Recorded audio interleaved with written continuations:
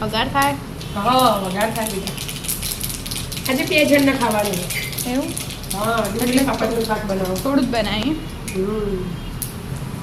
સરસ શાક આવે. રહી જીરું હિંગ હા મરી. મરીનો વઘાર. આજે મેં લીલા મરચા નરમ તમારે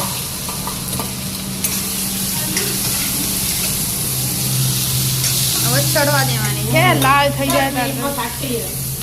બહુ ઇન્સ્ટન્ટ બની જાય ને એવું. હા. ચડવા દો લા ચડી રહ્યું હવે જો અડધું ચડી ગયું ને, હવે મસાલા કરવાના. એટલે ફટાફટ ચડ અને મસાલા બધા ભેગા થઈ જાય. હા અગાઉથી મસાલા કરીએ એટલે વાર લાગે થોડી. એમ કરતાં પેલું ફટફટ 5 મિનિટમાં થઈ જાય. બરાબર. મીઠું નાખી દીધું, સ્વાદ અનુસાર હળદર, મરચું, ધાણા જીરું ધાણા જીરું. બસ હવે ચડવા દે. હા સાઈડ પર કાપી કરવાની તો બધું તૈયાર જ છે બાકી. બરાબર. ખાવાવાળા આવી ગયા. આવી ગયા તમારા ફેવરેટ. આ 2 ક્વોલિફાઈડ છે તો આ એક મેચ પોઈન્ટ ટેબલ માટે ખાલી. હા તમારું ફેવરેટ શાક બનાવો. આરસીબી જીત જોઈએ જે જીતે એ. ગુજરાત જીતશે ગુજરાત. એ આજ નહીં હું તો ટ્રોફીની વાત કરું. હવે તેલ છૂટે ને હા. પછી પાણી એડ કરવાનું. તેલ છૂટવા તૈયાર જ છે. બરાબર. મેઠું નથી દીધું હો ભાઈ. નથી હા તું ચિંતા ના કર.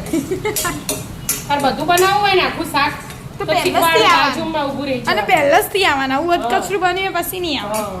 હવે પાણી રેડીએ પછી પાપડ શેકી. બરાબર, એટલે ચડવા દો. કરું. શું થયું કે હા બેટા. ડુંગળી ચડી જાય ને જો. હમ એકલી ડુંગળીનું શાક ખાવું હોય તો હા. તૈયાર. અને આપણે પાપડ નાખવાના હોય એટલે પાણી એડ કરવું પડે. અડધી વાટકી જેવું પાણી એડ કરો. થોડીક વાર ચડવા દો એટલે પછી પાપડ શેકીને નાખી દેવાના. આવું પાછું પાપડ કાચા એ નખો પણ આપણે શેકેલા જ નાખીએ. આપણને એનો સ્વાદ ગમે એટલે. બરાબર. અને ભાખરી તૈયાર થઈ જાય. હમ બસ. હવે તેલ છૂટશે કે મસ્ત પાછું. પાછું હજી રસો જાડો થશે. બરાબર થવા દો ના. હા તેલ છૂટી ગયું. આવો બેટા જો અને એક હવે બાજુ પાપડ શેકવાય એક બાજુ. પાપડ શેકવા હોય તો શેકવાના, ના શેકવા હોય તો કોઈ નહીં કોઈ ડાયરેક્ટ નહીં. એટલા માટે બે જો શીખે આપણો. હા બે પાપડ શેકીને ભાગીને નાખી દેવાના. બરાબર. બસ સાદું સિમ્પલ શાક તૈયાર. લાગે મસ્ત એકદમ ટેસ્ટી.